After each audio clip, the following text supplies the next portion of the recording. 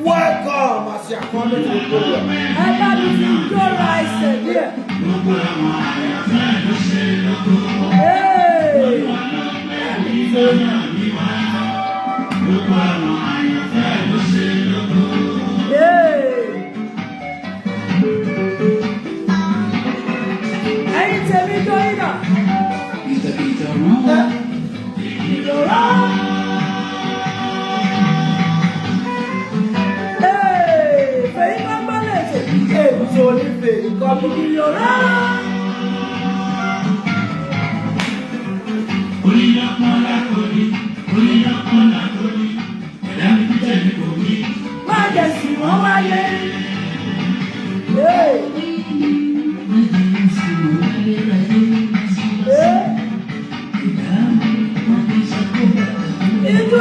God bless you.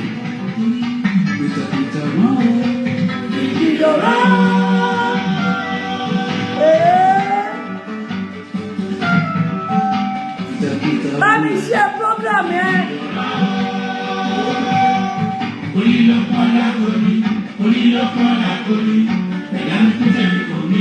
Majesty, wọ́n wáyé.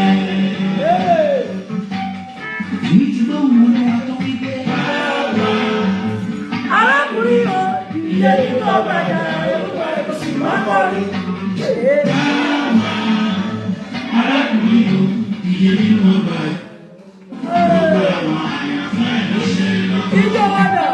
I love everybody.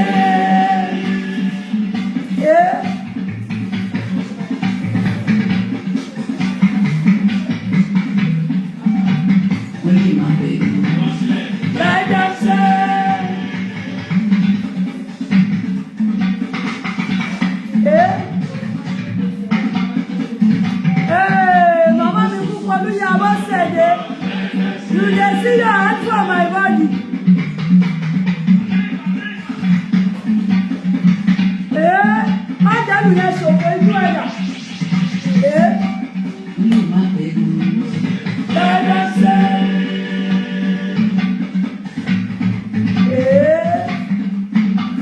Ó kù ìṣẹ́jú mẹ́ta láti jó sí.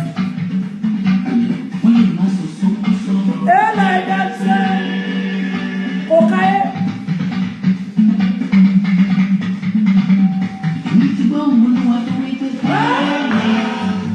Arákùnrin o, ìjẹ́ nínú ọgbà àjàrà olúwa rẹ̀ tó sì máa kọrin.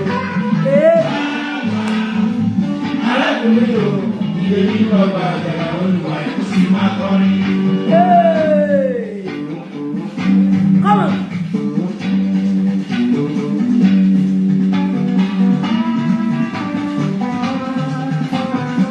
God bless you, my mommy. Ó já sọ́pẹ́ o.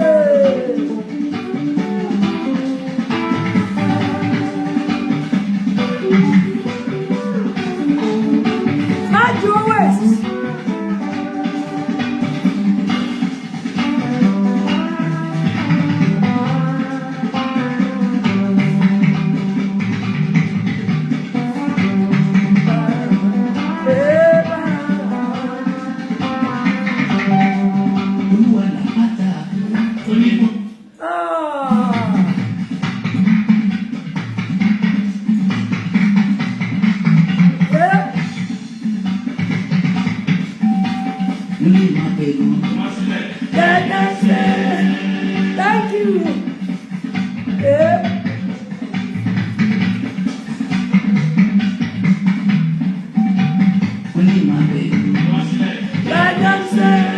Like you can.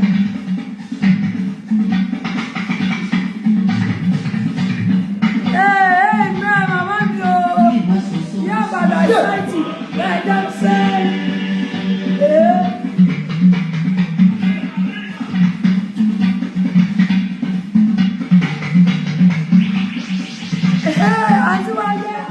My sister, let them say, hey, me Auntie Lizzie,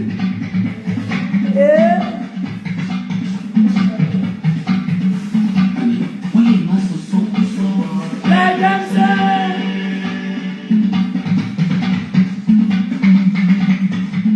oh, sure you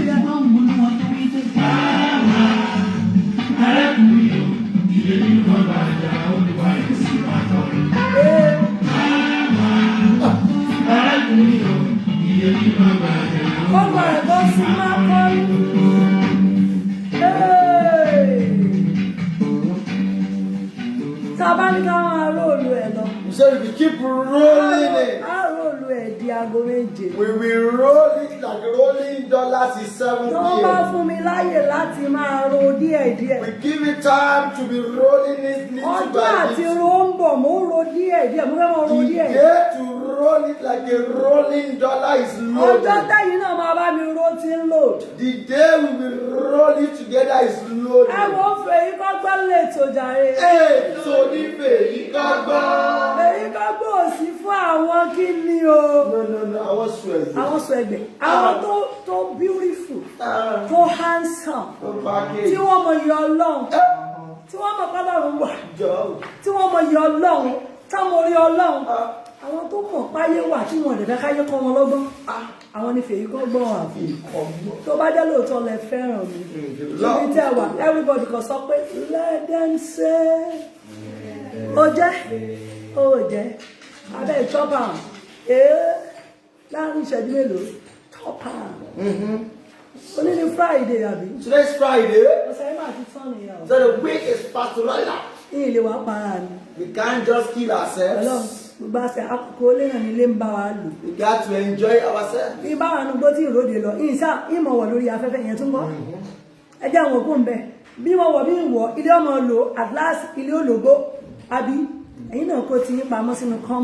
You also eat your own clothes in the cupboard. You are saying I don't have party. Ẹgbẹ́ kò síbi tẹ́ ń lọ yíde lọ. They don't invite you for party. You yourself, invite yourself for party. Tí wọ́n bá ti wá pé ìsóde ẹgbẹ́ láyé òde. They don't invite me for party. I started party for my house. Àmọ́ tí wàá sóde fúnra wọn nílé ara wọn. Sorry, my bad. I started my party. Wọ́n sì bẹ̀rẹ̀ òde. And as I said, I wear clothes and I put bead from Kupoluyi, Bosede, from America. I put them for my neck. Wọ́n sì dáṣọ tó gbà á lò sọ́rùn pẹ̀lú lẹ̀kẹ̀ látọ̀dọ̀ ara wa Kupoluyi láti lu Amẹ́ríkà. And so I know if your triplet is lonely, I beg, I pity you. You know, I go work. If I go get pregnant now, when be triplets, twins self, make una no go work again because una go bag the pregnancy, una go bag the baby.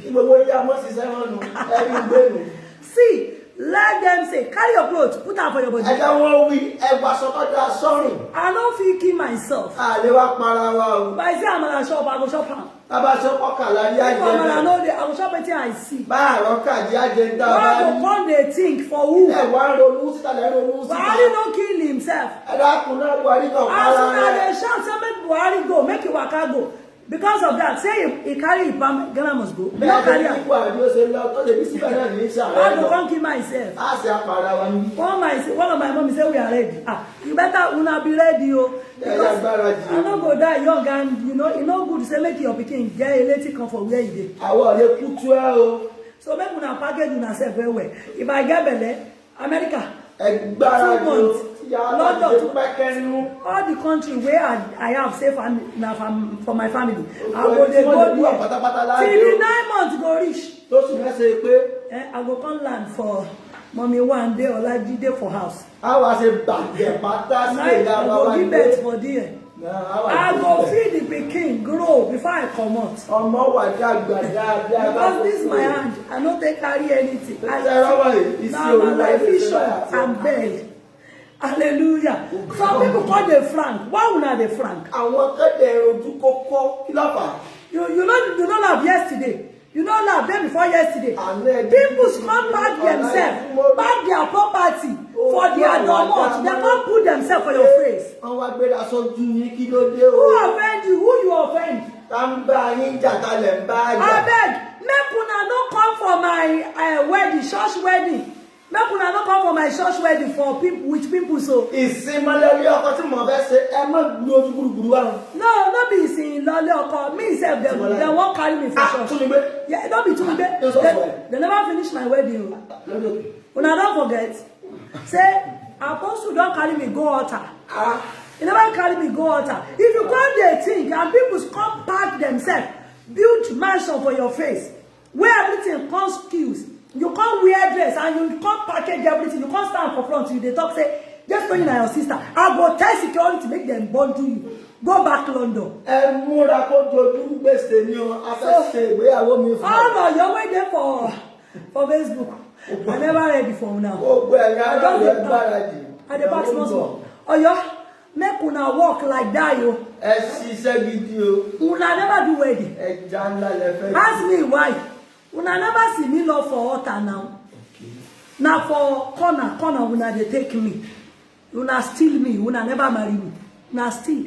You steal, you collect the king. You can't they talk about 3 plates, 4 plates me. If you don't carry me, go altar. And make my papa when they heaven, and another papa, come say, make apostle today. Make them ask me, say, make I look am. Apostle look at my eyes, make I look. Make them come ask me, say, thick and tough, oh, you go say, I go come talk, say, I go say. I never talk that one for church now. Una they talk, say, una marry wife. Don't let me call thief. You be thief, oh. Una never marry wife, una borrow me. Borrow me for my papa, for my mama. Until when you carry me go church. I go come wear cream clothes because I don't born pikin tire. I don't fear wear one. I go wear cream. Una go wear another color. You feel wear brown. Make una just carry me go water. And when una they carry me go water, all the money when una not give me the time where I do the wedding. Make everybody come the packer now. Packer mo. Don't give me money for bank. Una go carry am for Nigeria. Show me for face. The people when they Nigeria, make who they breathe well, because I will collect the money. Now, if the Baba they pray for us, I will say, oh guys, wait. When they say, who they there? Where you don't want make we join these two couples together. Oh, wow. Now me go raise my hand, tell myself. And when they say what, I will say, I know you never bring property. When they want collect me for Baba, I know you must load trailer full of money, clothes, cow. My Papa before he died, now death cause all this problem. Hello. Now death cause all this problem. Make una dey pray, make una Papa know that you. See, if my Papa dey house, the time where I supposed want steal me, carry for my mama domot. Now 20 million cow my Papa writes for there. But as they come see my Papa don't die, they can't take the half cow. Now in them carry go my Papa house. Oh yo, make una prepare. I go collect my cow. I go send una go back to Atiba. Because they say na Atiba them born una. Be prepared. Why do they carry me go church? Apostle, you there here? Okay. When una they carry me go altar, as the thing they go like this, they prepare. If one person come they talk, they holler for your face. Tell her, so why you won't die for prophetess? Just showing problem. Because as they see, she never married. I never married. I'm still a virgin. Yes. Before I become married woman, until when they carry me go altar, when they carry me, then go say, look at apostle. I go look. If I don't look, if I say you carry wife, una steal me. Una steal me, yo. Yes. My mommy, one person, one done they offend me for years. Mommy Oluwatoyin Salami who say, church wedding ceremony. The one you did is the best wedding. I beg, make una leave registry for this matter. Registry matter na government. But this one, make me go. You know all these people, when they do this thing. For Babalawo, they go say, Uta Babi for Bongo. Lavada, if you leave Lavada, you go to pay for house. But this one, we go there for they go come carry Bible. You know, there are some little course where they give. Say, Apostle, if you toss another lady, what's it going to happen? Apostle, if you look at another woman, what's it going to happen?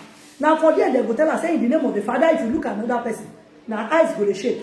If you look at another lady, your pig go to yellow. You know those ones. But for registry, they know they talk calm.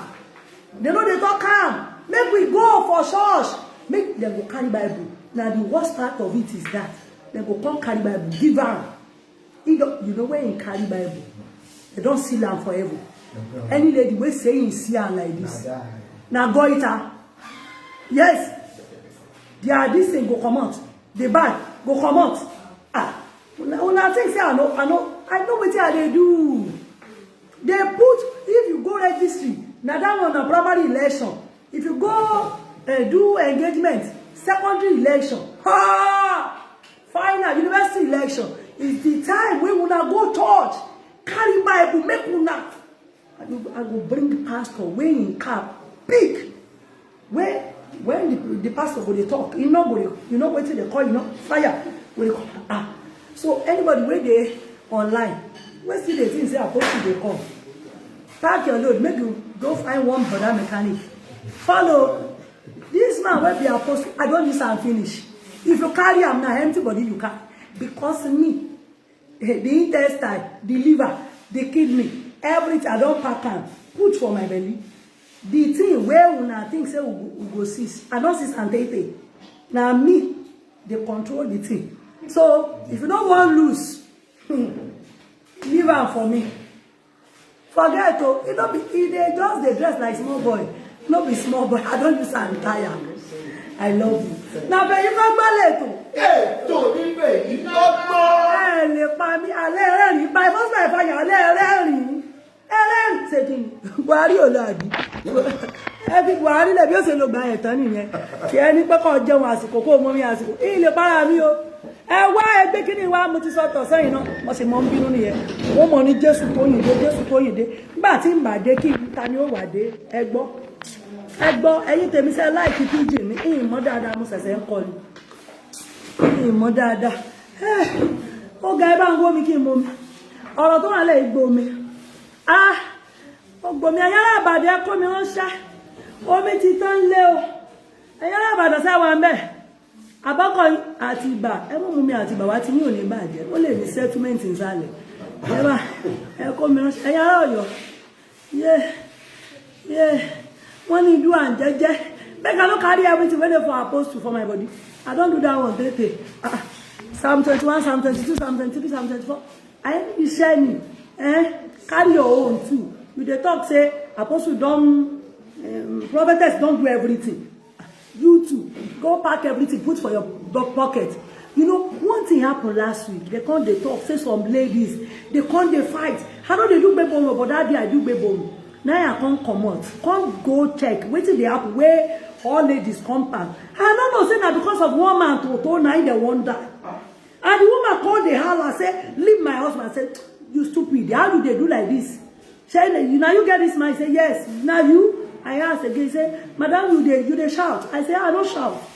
If they pay me, Neo, or they pay me seriously. I can't say, how you can't open your eyes? When one lady, when they be housemaid, can't carry your pikin, where carry your toto, carry your property, your everlasting, your eternity. You can't say, you know what I'm saying at the talk. I say, you don't say your husband, now your eternity, now your pikin, now your life, your kidney and liver, now your husband. So, if you get husband, some people don't borrow me Psalm, say Psalm 22, 23, 24, 27. I love them. Read down on top of your head. Make you carry in toto. Put for inside Genesis chapter 21. You know, go anywhere. Alashi. Abikile papole fe ikogbo to. Alashi. Na ofofo na I want do. Wetin dem dey call ofofo for English? Put S at the back. Ofofos. Fe ikogbo. Eje momi si. I'm still learning you.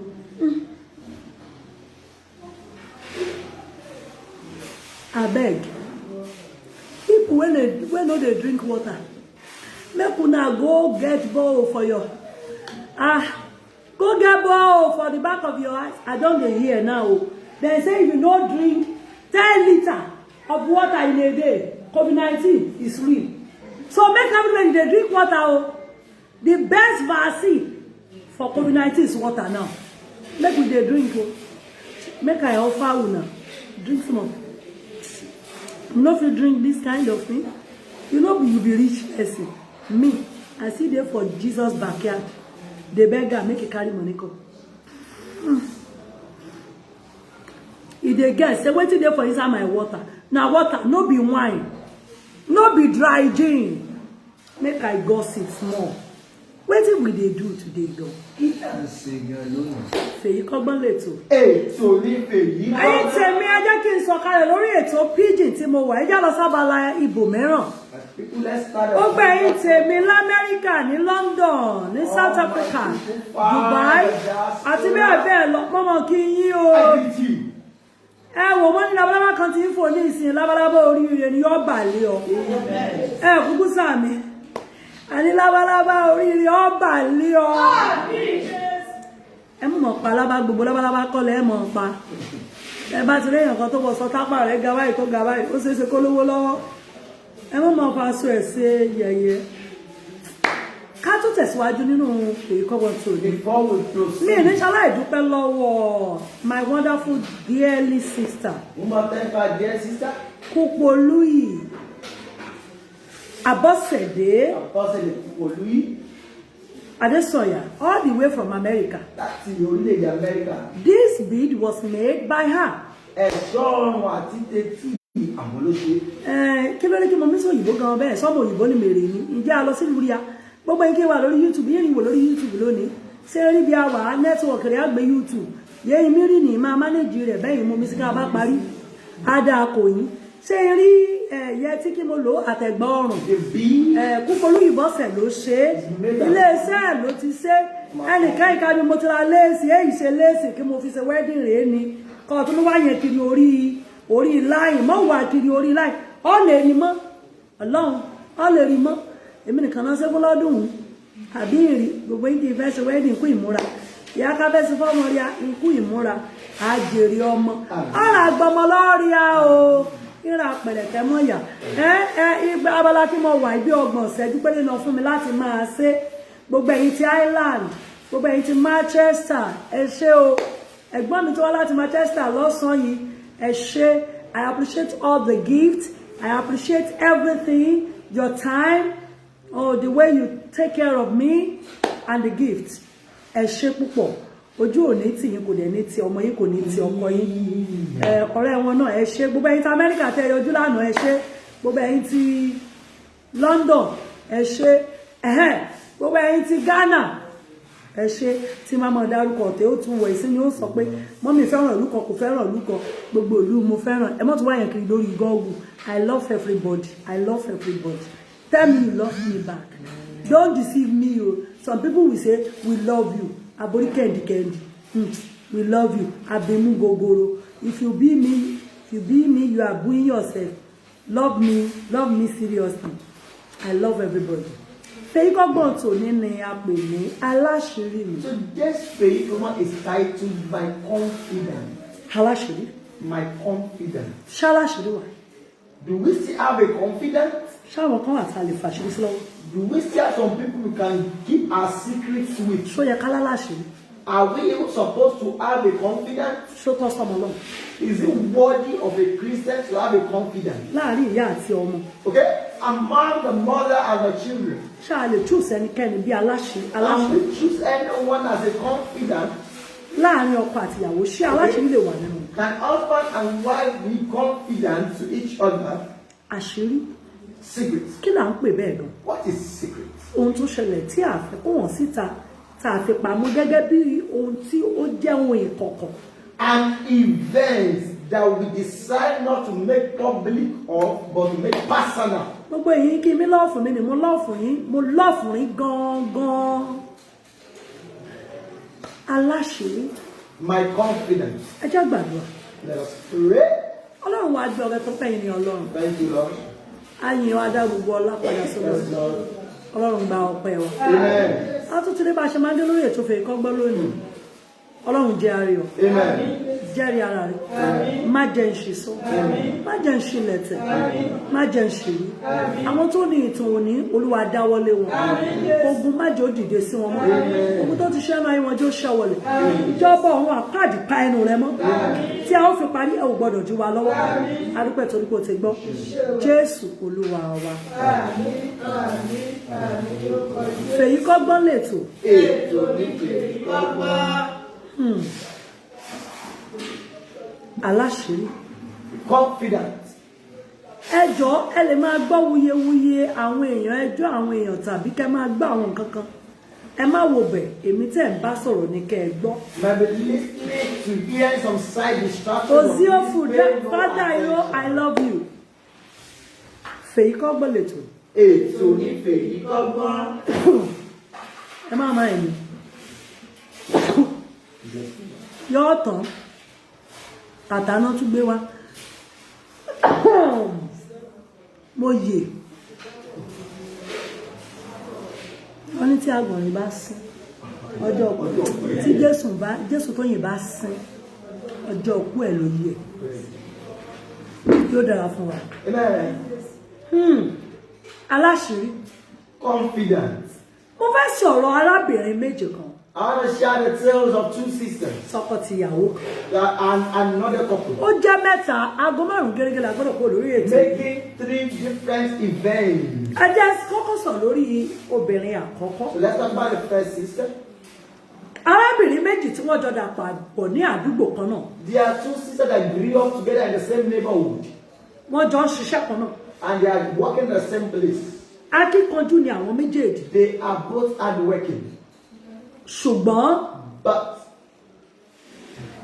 nǹkan kan dé something happened láàárín àwọn méjèèjì. among the two of them. Ọmọbìnrin yìí wípé nínú ìrìn àjò àwọn. And the lady narrated that in their journey, Ìkan nínú wọn rẹwà débi pé gbogbo ọkùnrin ló máa ń wò pé ọmọge ọlọ́sàn gbé wá. the other was so pretty that every man wants to have a taste of her. Wọn kúkú mọ̀ pé ayé jíjẹ ò lọ bẹ́ẹ̀ títí. They never knew life is not on the bed of roses. Màmá wa yìí gbà ó. And this lady accepted her fate. Gbogbo àwọn èèyàn máa ń jà, wọ́n láwọn ọkùnrin máa ń jà torí ìtàn wọn. Men kill to have her.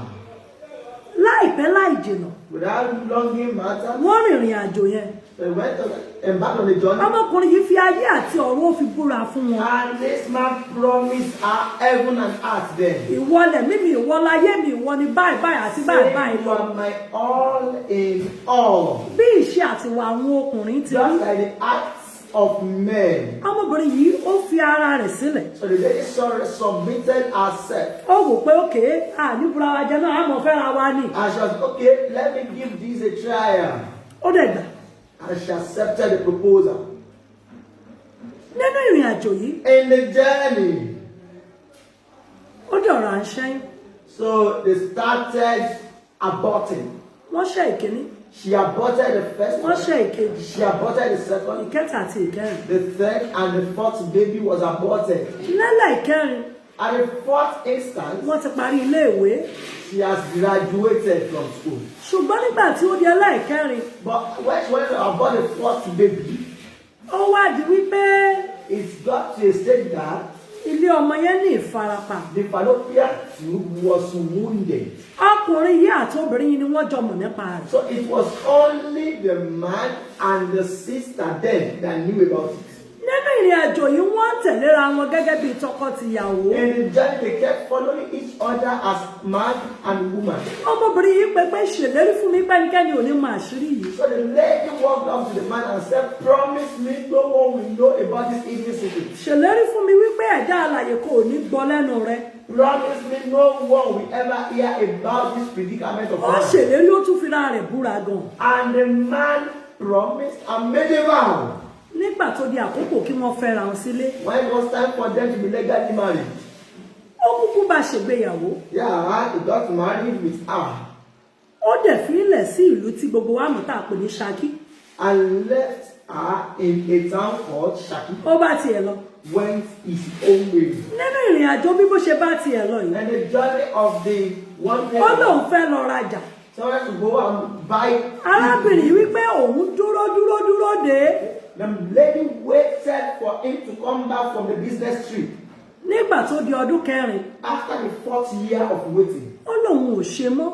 He just rang her and said she is no longer interested. Láì mọ̀ wípé Unknowing to arákùnrin yìí ti fẹ́yàwó sílùú ibòmíràn. the man has been legally married to another woman in another town. Ó sì ti bímọ méje. And I've been back to 2 children. Gẹ́gẹ́ bí ẹ̀bẹ̀ tí mo máa ń bẹ̀ yín tó o bá fẹ́ràn fèyí kan gbọ́ fi ránṣẹ́ sí gbogbo èèyàn. Just according to the usual plea, if you love friends, share it. Tí ẹ̀kọ́ yìí bá máa ń fún ọ, ètò yìí máa ń fún ọ ní ẹ̀kọ́ kan tàbí èkejì bá wa fi ránṣẹ́. If this program has been good to you in a way or two, please share it.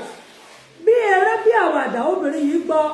Like play like joke, the news got to Wọ́n fẹ́ bara jẹ́ ṣùgbọ́n wò pé òkè tí mo bá ń jà ayé á béèrè pé kí ló mú mi kó rí bẹ̀. She actually wanted to show a tantrum, but she decided against it. Wọ́n wá pe ọ̀rẹ́ wọn obìnrin. So she now solicited the help of a sister of hers. Ọ̀rẹ́ mi ṣó o gbọ́ nǹkan tó ṣẹlẹ̀. My friend, did you hear what happened? Ìyẹn wá dá lóhùn pé kò sóhun tó ṣẹlẹ̀ tó ń wò gbọ́. Now that I heard about everything. Ọmọbìnrin wá ní pẹ́pẹ́ kí ni? And what did you hear again? Ó ní kí ni? You say what? Pé o ti wà ń kòròfo. That you are now empty, you have a womb. Bọ́ọ̀ lè bímọ mọ́. That you cannot get Kí pregnant. ló jẹ́ tuntun mẹ́? Is there anything new in that? Ó wá bẹ̀ pé ọ̀rẹ́ jọ. I'm pleaded with a friend. Mi ò mọ̀ kó o gbọ́. I never knew you heard Ta ló about sọ fún ẹ? Who even shared it with you? Ó dẹ̀ sọ fún ọ̀rẹ́ ẹ̀ ló sọ fún un. It was a friend that told me. Ọmọbìnrin yìí ké. The lady wept. Inú wọn bàjẹ́. She was bitter. Ẹ bá mi fi program yìí ránṣẹ́ as much as you can. Rí dájú pé o share rẹ̀ ní ẹ̀mẹ́wàá ó kéré jù. At least 10 different times. Ẹ jẹ́ káwọn èèyàn náà kẹ́kọ̀ọ́ nínú ohun tá à ń kẹ́kọ̀ọ́ nínú ẹ̀. Kì í ṣe torí owó tàbí orí nǹkan kan tàbí torí òkìkí bọ́ á fẹ́ káwọn ènìyàn bọ́ nínú àwọn ìgbèkùn kan. Not for the sake of money or fame, but want people to be liberated from some captivity. Bí mo ti ń sọ lọ, As I say, ọmọbìnrin yìí wò wípé ìta ni mo wà yìí. Well, I'm in a public place already. Báwo ni ìrìn àjò mi ṣe wá fẹ́ rí? Ọ̀rẹ́ ẹ̀ ní kó gbàgbé ẹ̀ kó má wò ó. Your friend advised her to forget about the old. Kó má bọ́dà pẹ̀lú nǹkan tó ṣẹlẹ̀. Not bother about what happened. Nǹkan tó kàn dùn ún ní pé kò sọ fóun. The painful thing is that not. Ó wá bẹ̀ pé ọkùnrin yìí náà ló ní kẹ́nikẹ́ni má gbọ́. Say never mind, it was the man that told me not to tell anyone. Òun ò mọ̀ pé bẹ́ẹ̀ ni ó rí. Never knew that the whole thing would go. Láì fọ̀rọ̀gùn. How long came my tax? Ó bẹ̀rẹ̀ ìrìn àjò rẹ̀ padà. Started the journey again. Ó lọ sílùú ibòmíràn. Went to another town. Ó bá pe ọ̀rẹ́ ẹ̀. I called a friend. Òun ti rí èèyàn kan báyìí. Seeing a new suit on now. Àṣàánú mi. That me. Tí ẹ yọjú sí mi. Just come to me. Ó dẹ̀ yọjú. And she came to pay a visit. Ìyẹn náà sọ pé òun máa wá rajà ń bẹ̀ òun máa ń ṣe. I said, okay, you come for business purposes. Wọ́n bẹ̀rẹ̀ sí ní jọ ṣeré. And started journey together in relationship. Àwàdà ni eré ni àwàdà ni ọdún kìíní. Like those that played year 1. Ọdún kejì. Year 2. Ọ̀rẹ́ yìí ò sọ̀rọ̀ kò tiẹ̀ bá sọ́gbà ìgbà wo lẹ́ ṣe wedding àbí nǹkan kan. The friend never told her that when I'm going to the wedding or something. Nígbà tó di ọdún kẹta wọ́n ní wọ́n ṣe ìgbéyàwó. And the 3rd year of the relationship, the wedding. Wọ́n bẹ̀rẹ̀ sí ní jọ gbé bíi tọkọ-tìyàwó. They started living together as husband. And Wọ́n ní àwọn retí kọkùnrin tiẹ̀ sọ pé ṣé ò lóyún ni. I was waiting for the new man to ask her, want to get pregnant? Kò sọ̀rọ̀. He did not see her. Àwọn wá wò pé ọkọ àwọn ò tiẹ̀ dààmú àwọn. Thank God, though, this man never trouble me. Kọ́lù kó tó di pé wọ́n máa dààmú àwọn Ọlọ́run á ṣe àwọn á ti lóyún. Before he Ṣé started náà ti wà? Pé àwọn ti lóyún. Before he started troubling me, that I'm pregnant. Bí eré bí àwàdà. Like though. Àwọn rò pé Ọlọ́run bá wọn wá ni. God has brought this one. Wọ́n nínú ìrìn àjò yìí ọ̀rẹ́ wọn bí ìbejì. In this journey, that our friend gave back to twins. Ó lọ bí sílùú Amẹ́ríkà. And gave back to those twins. Ó níbẹ̀ lọ́kọ tóun fẹ́ wà. And that was where the husband married him. Ó tún ṣe díẹ̀. Another thing. Ó tún wá bí mìíràn. Gave back to another one. Ó tún bí ẹyọ kan. One. Inú ọ̀rẹ́ tún dùn. Friend was so happy for her. Ó tún wá ń sọ pé àìkú lọ ṣe IVF. Pé kó lọ ṣe go for IVF. Kì í ṣe IVF. Bí IVF ni kì í ṣe ayé IVF. Bẹ́ẹ̀ kó lo àgbo kó lo àwọn kankan pé Go into concussion. láì fọ̀rọ̀gùn. Without belonging matters. Ọmọbìnrin yìí wípé wọ́n nílé ọmọ ti bàjẹ́. Let's say the womb has been Àwọn dẹ̀ ti lo ògùnlògùn nǹkan kan ò sí. And there's this many Ṣùgbọ́n bàbá yóò dààmú mi ọ̀rẹ́ but the man. nígbà tí bàbá yóò ti dààmú ẹ. As if your husband is not disturbed. Táwọn ẹbí ò dààmú ẹ. Since your family is not disturbed. Ó níṣòro. Then you have no problem.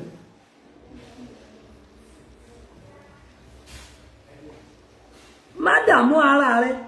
Don't bother yourself. Nígbà tó ò tí léèyàn kankan tó máa dààmú ẹ. Then you have no one troubling your Inú life. ọ̀rẹ́ bá tún dùn pé ó tọ̀rọ̀ ló sọ. Then the friend became so happy. Nígbà tí again, wọn I was dààmú saying, mi like, kí làbọ̀rọ̀ wá máa dààmú ara mi. why not be troubling myself again on that? Láì mọ̀ wípé Unknowing to her that aláṣìírí ti túṣìírí. the secret has been wide open. Wọ́n ní nígbà tó di ọdún 5 After the 5th year of the marriage, tó ti máa ń lọ bímọ lábroad. that this one has been Tá going wálé. abroad to Àwọn bá wò pé ọ̀rẹ́ bá ṣe close tó. and a friend as close as Jẹ́ ẹ tiẹ̀ bọ́kọ ẹ sọ̀rọ̀. Let me speak with your man. Wọ́n làwọn dẹ̀ bọ́kùnrin yẹn sọ̀rọ̀. And truly, Dáa, spoke with ẹ máa rí mi the very husband. soon. You will see me soon. Wọ́n ní nígbà tó wáyá, Then after some wọ́n lóun time, fẹ́ travel. and said he wanted to travel. Wọ́n ní ọkọ àwọn ló kọ́kọ́ sọ pé òun fẹ́ travel. It was the husband that already made the move. Àwọn wá òkú kà ọ̀rẹ́ mi tí mo tún fojú jọ yẹn náà ń travel. I think my friend too is also traveling. Wọ́n ní but ẹ̀rí ọkàn jẹ́ àwọn. He said, but the conscience was. Àwọn ṣáà ń struggle láti lo oògùn bóyá kí ní ilé àtúnṣe lè wà fún ilé ọmọ yẹn. He was trying to use some medication that would be redemption for the Tọkọ yẹn man. bá ti travel wọ́n sáré lọ sí gbogbo síta tán mọ̀ pé ẹ ràn mí lọ́wọ́ kí ni mo lè ṣe ẹ má jẹun kú àkúrun. Once the husband go on a long trip, he will have to go to a series of hospitals. Ọkọ náà bá lòun travel So the husband said, okay. nígbà tí ọ̀rẹ́ ò dẹ̀ ní èròkèrò.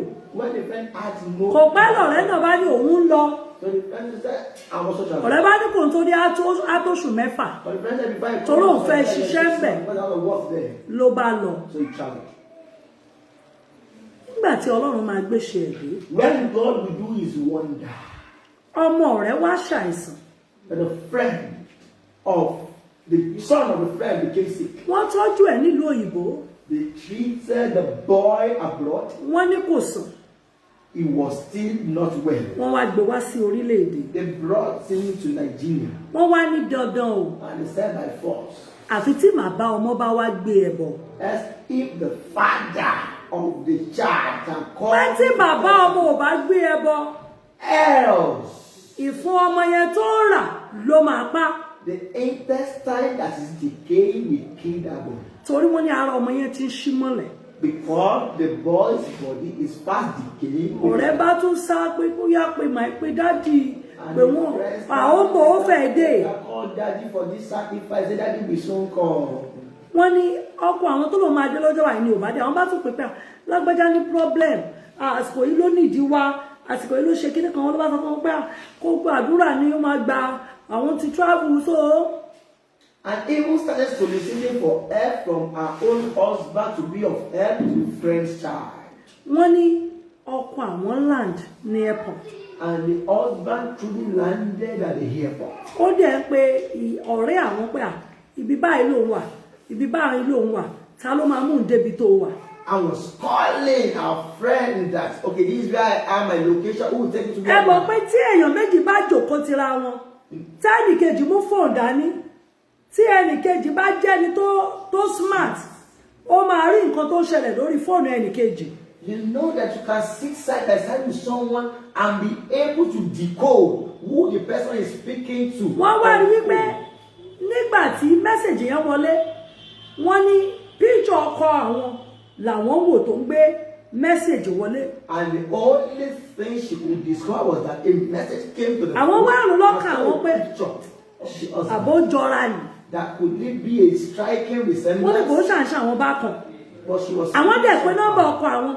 Nọ́mbà ọkọ wọn ò lọ mọ́. The number was done with wọ́n wò pé bóyá ó ti bísí bóyá ó ní system number wọn ò mọ̀ pọ́kọ́ ti wà ní Nàìjíríà. You never knew all the money already in Nigeria. Láì fọ̀rọ̀ wò. That long game matter. Kò pẹ́ ọkọ bá tún chat bébì níbo ló wà ṣé o ti jẹ́ wọ̀n sán ṣé o ti ṣe kíni kan mo ṣẹ̀ ń dé láti ibi iṣẹ́ ni. I just got back from work in America. Àwọn bá wò pé èròkèrò làwọn ń lo ayé ògbọ́dọ̀ báwọn gbọ́ o. Say no wonder I've been having evil thoughts.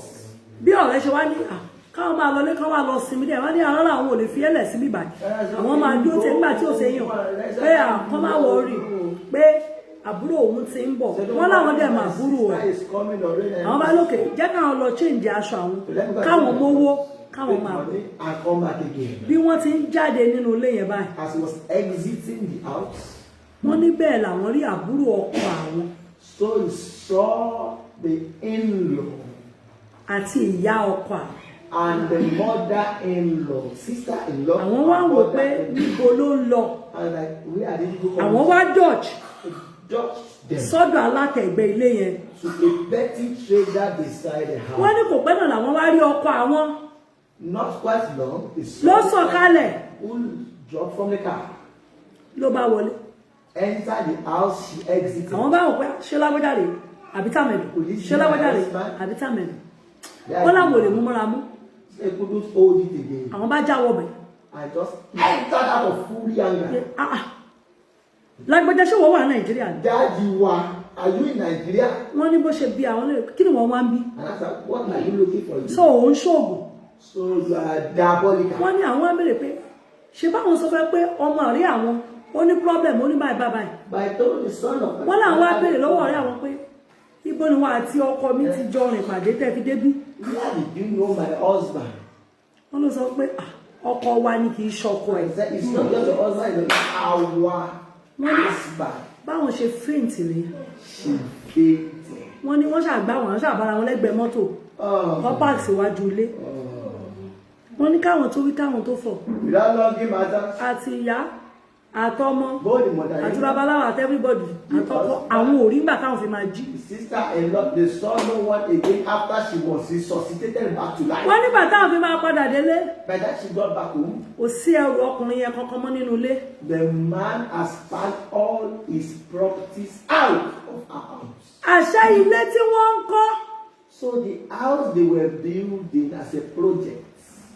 Àṣẹ tọkọ-tìyàwó ọ̀rẹ́ rẹ̀ àtọkọ ẹ̀ ni wọ́n jọ ń kọ. So the name was built in the name of the man and the concubine who happened to be the friend to the original one. Láì fọ̀rọ̀gùn. Without longing matters. Wọ́n ní àwọn bá wá bẹ̀rẹ̀ sí ní trace wọn kiri. Started tracing them to know their location. Wọ́n ní màmá àgbàlagbà kan ló wá sọ pé. It was an old woman that now told her that. Ṣó o mọ lágbájá ni? Don't you know this? Àwọn ò mọ̀ o. I don't know. Kan tó fẹ́.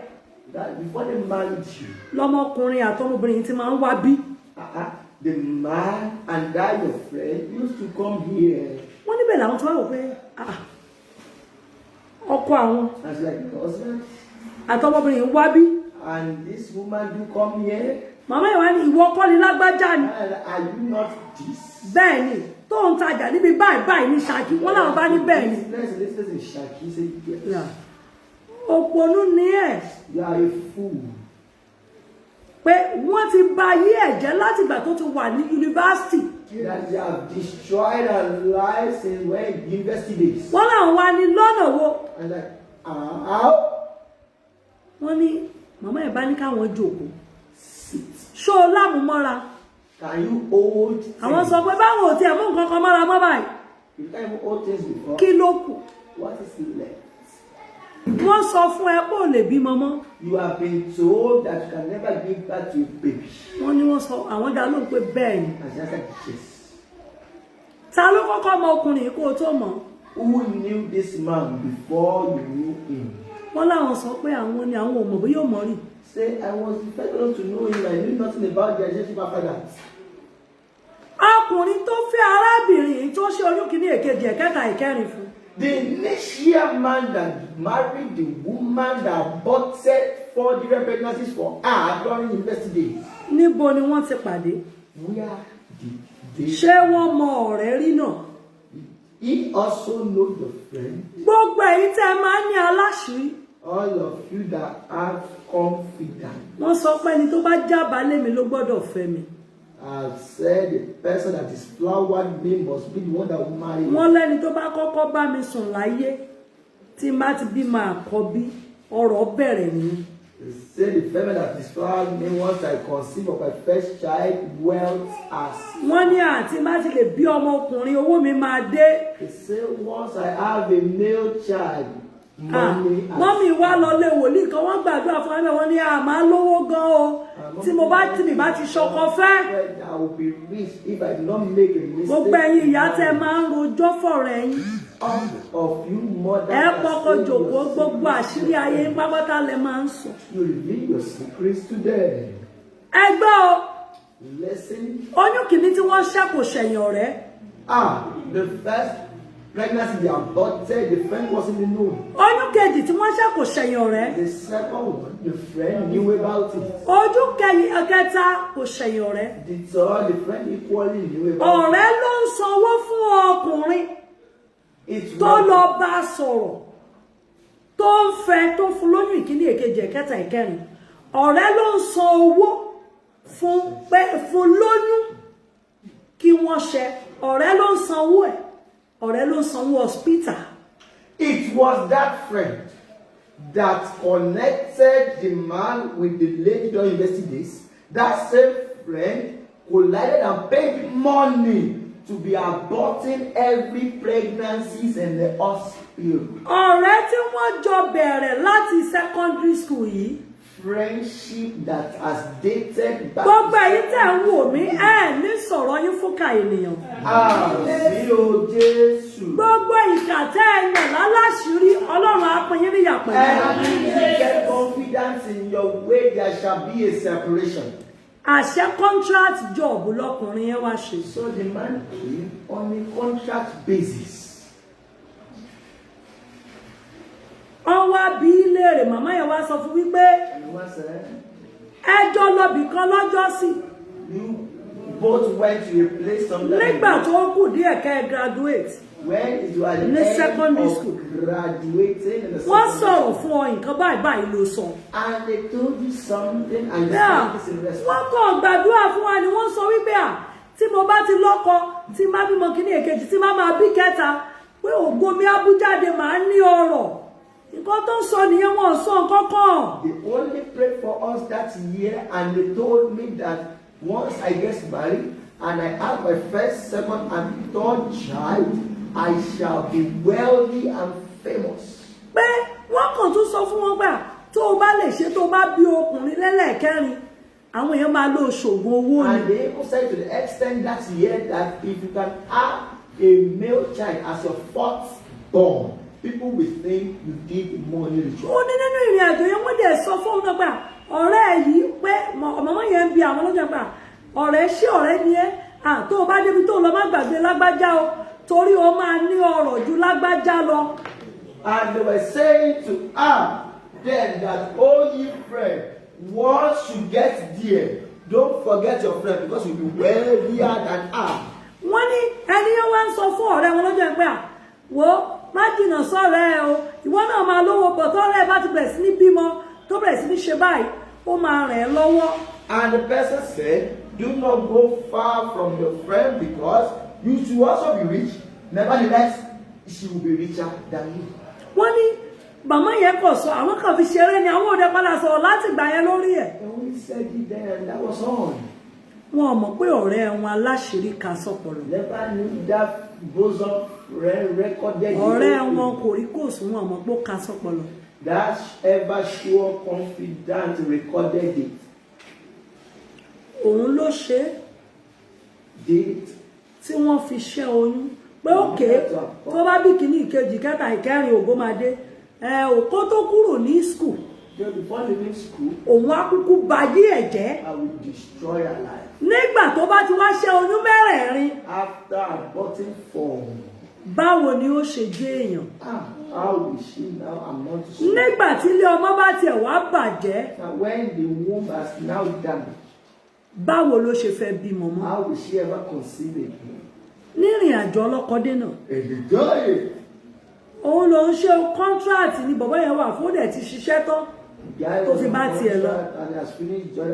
Kò lè fẹ́ torí pé wọ́n jọ ṣe ni. I'm marrying because it was a contractual agreement. Ó wá ń sọ pé eléyìí tó wá fẹ́ òun kọ́. One of the one that got married to. Ìjọ mọ̀ pé gbogbo ọmọ tó ń bẹ lọ́wọ́ ọ̀rẹ́ rẹ̀ ọkọ rẹ̀ ló ní.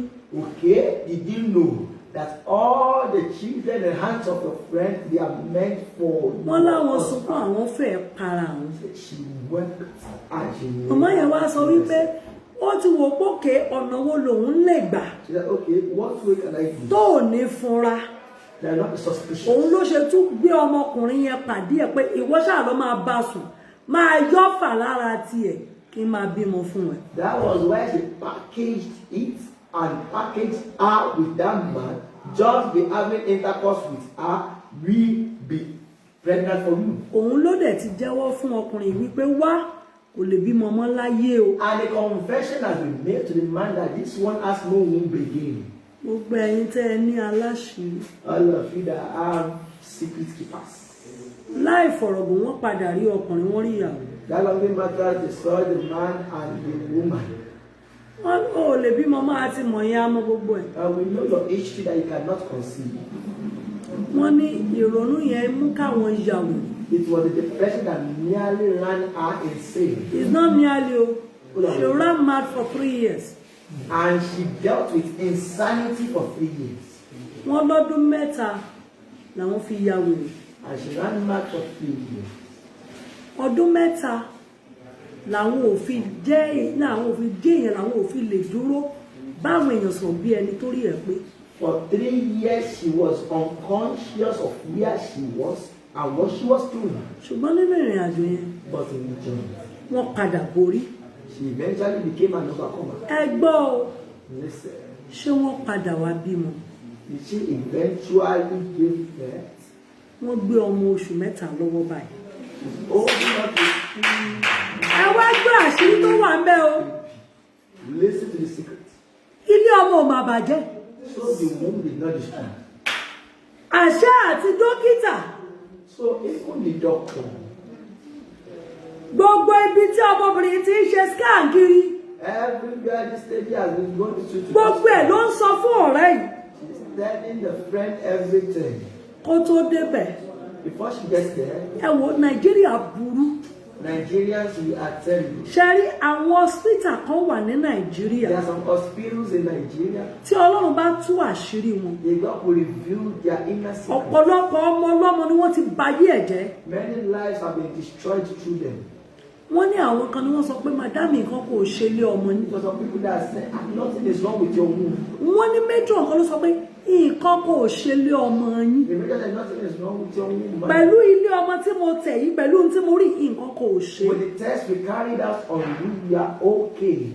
Wọ́n dẹ̀ pè mí wọ́n ṣàlàyé gbogbo ẹ̀. And they called her to explain. Wọ́n mi ìṣọ́lọ́run fi hàn yín pé inú ilé ọmọ mi bàjẹ́ mo ní mi ò rí bẹ́ẹ̀. And when she met with Jesus, told her that she saw nothing about the damaged womb in you.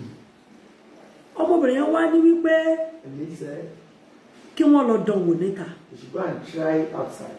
Níwájú ẹni tó dá ayé àti ọ̀run. Before the creator of the heavens and the Mo earth. sọ fún wọn pé ọ̀rọ̀ yìí ti dojú. This Bó tiẹ̀ padà wá ẹ̀ lè fẹ́ra yín. even when you come back, you can never get married again. Tí a bá rí èèyàn tó kọnu sí yín, You see, anyone that close to you, ẹ gbà fún. accept the proposal. Bí mo ṣe bẹ̀rẹ̀ àdúrà. He started the prayer. Àwọn olúwa sọ fún mi pé inú ẹ̀gbin ni ó ti bímọ. Brother, I said, this one will give back in something. Ẹni tó kọnu sí wọn nígbà yẹn. The person that proposed to her them, Mọ́mì mi mà rí èèyàn kankan tí ẹ bá rẹ́ni tó kọnu sí mi. see the person that proposed. Sísà mi, ẹ má bínú o. Ọ̀nkú, ẹ̀yin náà ẹ má bínú. Mo ti sọ fún yín pé bó ṣe rí la ṣe máa sọ, orúkọ la ní dá. But thank God they are both living fine now. Ọgbẹ́ni fọ́nà pé wọ́n gbé èyí alájọ.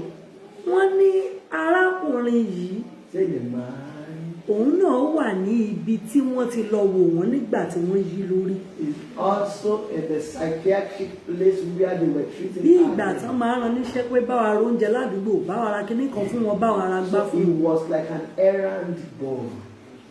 Wọ́n láwọn ò mọ báwọn ṣe ṣe lọ́jọ́ náà. They don't know how they were going, went about it that year. Ní nǹkan tá à ń sọ ìbá ṣẹlẹ̀. So that thing happened. Ọlọ́run padà wá fún wọn lọ́mọ. God eventually blessed that population of Wọ́n that ti people. bínúbínú pé mi sọ ìtàn wọn. And you know all this why I did not say this. Àwọn ìtàn kan wà tó jọ mọ́ ìtàn wọn tí mi tí ìfarabalẹ̀ gbọ́ And dáadáa. I was told that that's synonymous to Mo dẹ̀ her, fẹ́ and sọ yet papọ̀. I want to say them together. Òun ni mi ṣe sọ.